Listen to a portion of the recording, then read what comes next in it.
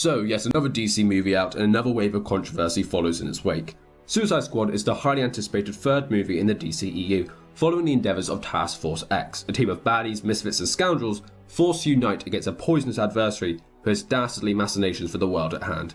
Now, Suicide Squad has been a long time coming. I think for me, and the people I was with at least, there was more hype for this movie than Batman vs Superman. This looked like a bizarre, inexplicable cocktail of insane craziness and would bring something new to a superhero table where many of the dishes were becoming generically similar. And how was it? Was it the comic book inspired craziness that everyone wanted? The literal, metaphorical second coming for DC fans who had been praying and worshipping Jeff Johns for ages? Was it the film that could finally surpass Mr. Popper's Penguins as my favourite film of all time? No, not really.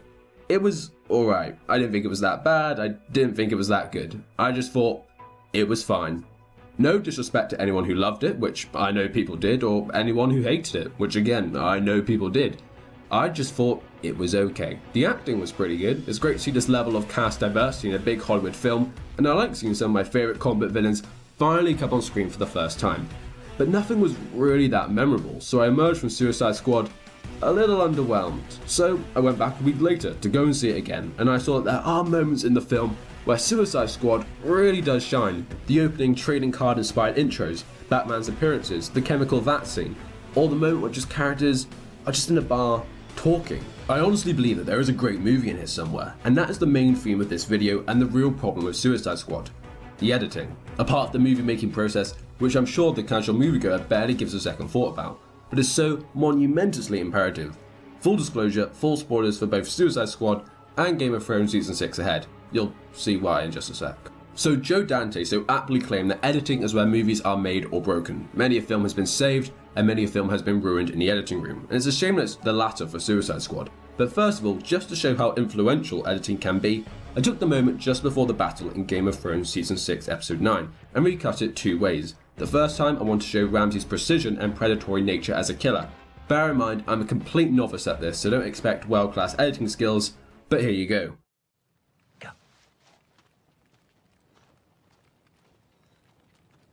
No, you have to run, remember? Those are the rules.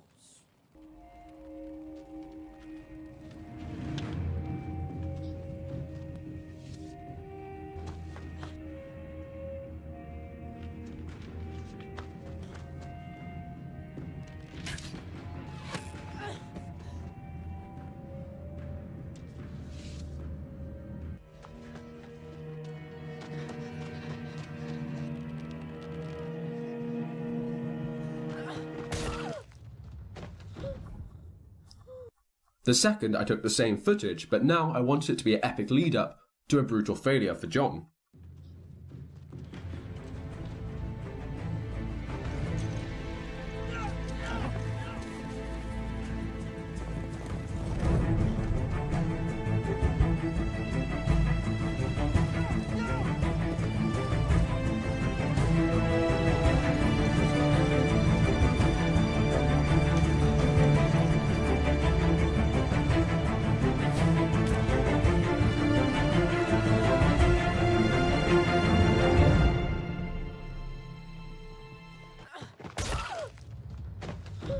See, just by taking bits of footage and playing them in a different order and piecing it all together with a different piece of music, you change the whole tone and focus of the scene, even though the very same things are taking place and the plot isn't changed at all. So it's time to address where the problem started.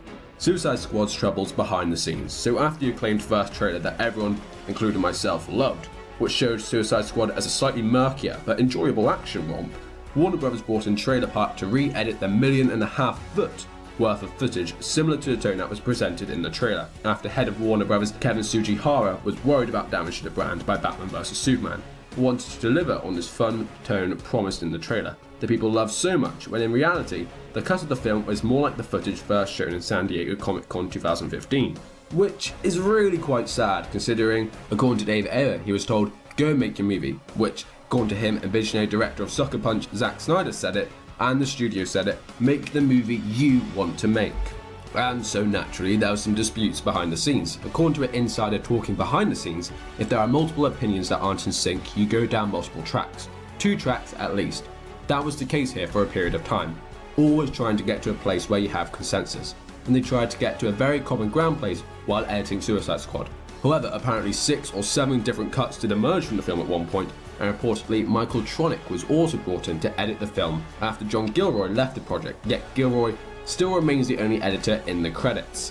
Which, an editor leaving and letting someone else take over cutting the film, is like building a half a skyscraper, then deciding you don't want to finish it, so taking the plans and blueprints with you and leaving someone else to finish the job, which obviously is not going to go well. Editors get to choose what kind of movie is made. The pace, the tone, and the feel, and sometimes more than one editor can be a good thing. If they both have the same vision for a movie, 2 heads can be better than one.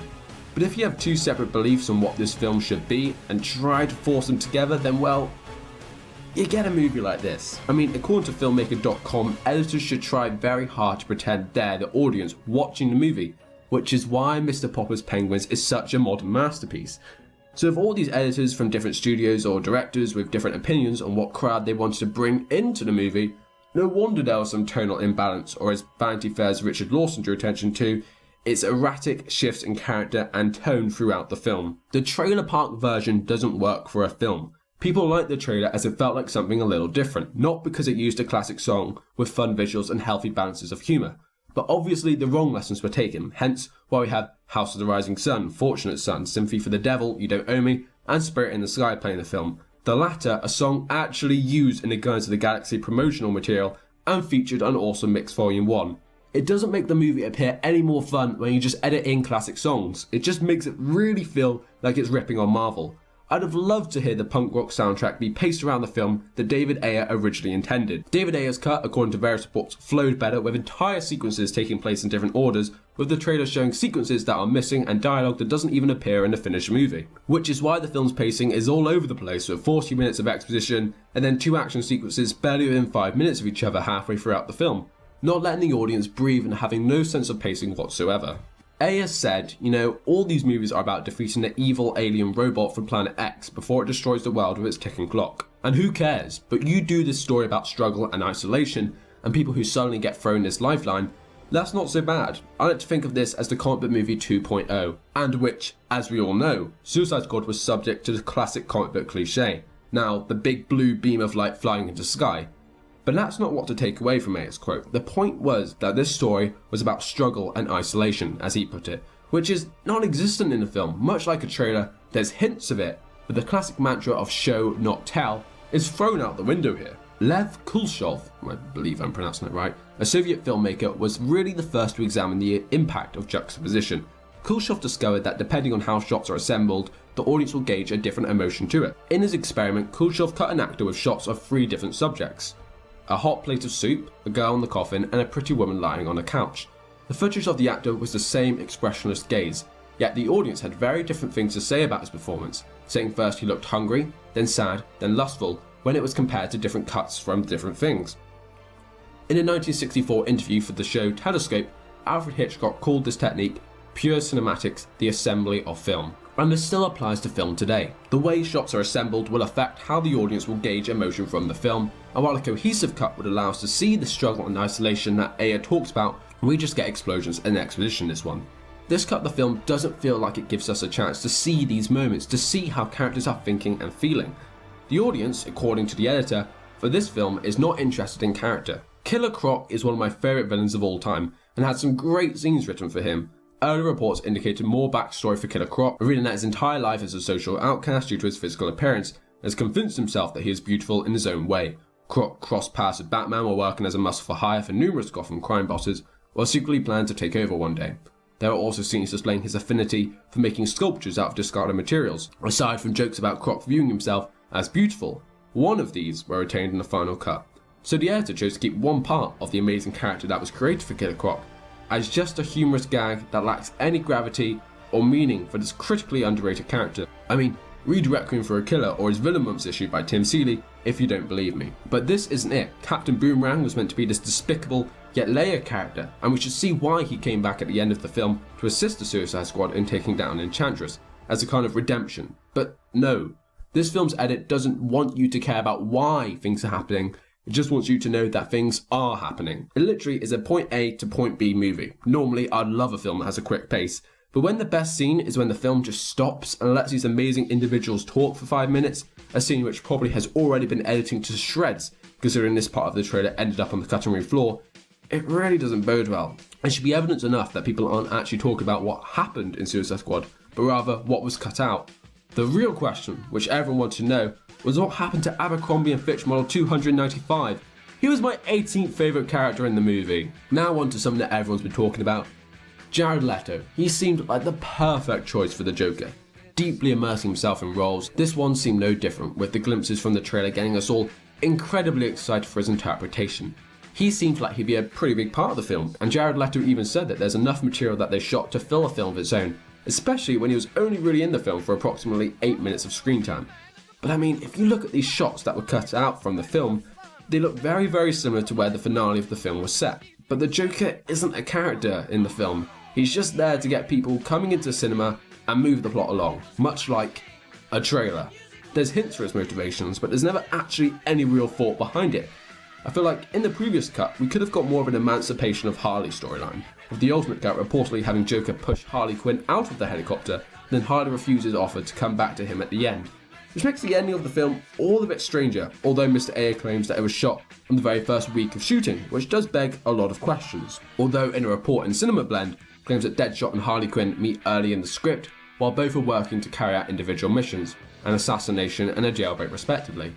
So while probably not, could the ending shot actually meant to be earlier on in the film? This theme continues. We're only allowed a quick flashback of June and Rick's relationship with only one line to establish the beginning of their relationship in a hotel room.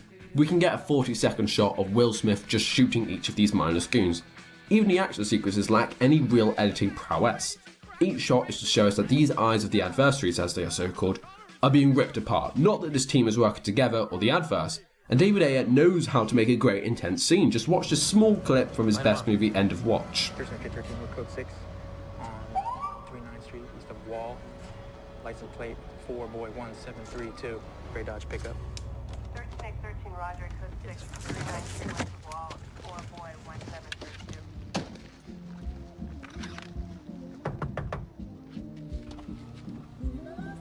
¿Hablas inglés o español? Español, compa. Te estamos deteniendo porque tienes un CD colgado del espejo. Salte del vehículo, The thing that made that scene intense was the editing. The quick cuts, fused short bursts, mixed with the long, tedious ones, which built up the anticipation, coming to a fantastic crescendo. Now watch this clip from Suicide Squad.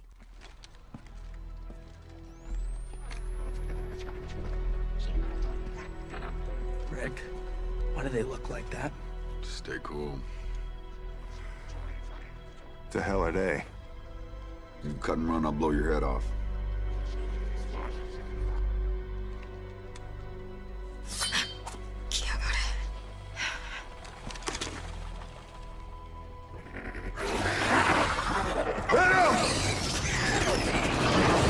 There's something lacking in this moment, as if it's still in a rush to get to the action sequence that doesn't let the tension build, and there's no real climax to the moment.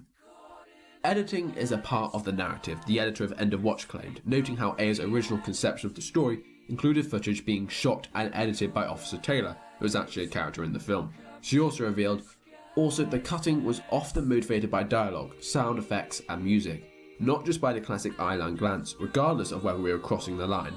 And energy and excitement came from the spontaneity of not following those classic rules. You try it, and if it works, you do it, and you achieve a visceral sense of being there. But it's still all about story and emotion. See, Ayer knows how to make and edit a great film, and I believe he generally had a great film in there. There's moments of real greatness in Suicide Squad. They're just fleeting and not really there for long. This energy and excitement of not following the classic rules isn't in Suicide Squad, because this film, in the third act, especially becomes very generic. I think Mr. Ayer and the cast and crew made a great film that they all seem to be super passionate about pre-release. It's just a shame it was butchered in the editing room, and good on you, Mr. Ayer, for taking it on the chin and not trying to pass off the blame for someone else. And considering he only had 6 weeks to write the script as well, I'd say he's done pretty well. I'm sure someone could have taken The Dark Knight and decided to make the whole film in this weird sequence, and then the whole film would tumble to shreds, because that's not how narratives work. Well, that just about does it. If you liked this video, please like, comment and subscribe. And if you were annoyed about how Suicide Squad turned out, please share this video about. hey, wow, people really like my Star Wars predictions. We've got over 100 subscribers. That's impressive. Any more video ideas, please request them below. Here's a link to my Star Wars Episode 7 analysis and the Star Wars Episode 8 predictions that people really seem to like. Thanks again. Stay safe.